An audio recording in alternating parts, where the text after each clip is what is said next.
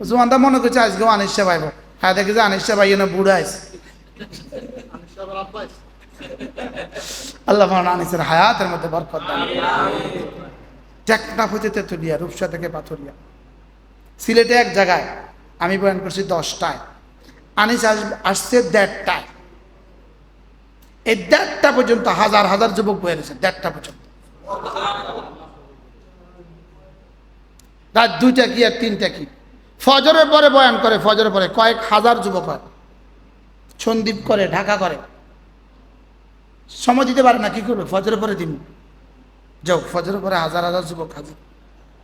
আল্লাহ তার হায়াতের মধ্যে বরকত দান করেন, তাকে সুস্থতার এক জীবন আল্লাহ তারা নসিব করেন, তাকে ঈমান আমলের জিন্দেগি নসিব করেন, তার হায়াতের মধ্যে আল্লাহ বরকত দান করেন, তার আব্বার কবরকে জান্নাতের টুকরো বানিয়ে দেন।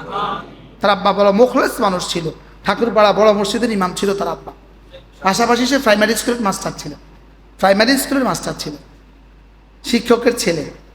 আল্লাহ শিক্ষকের ছেলেদেরকে এভাবে দেয়, আমার বাবাও শিক্ষক ছিল।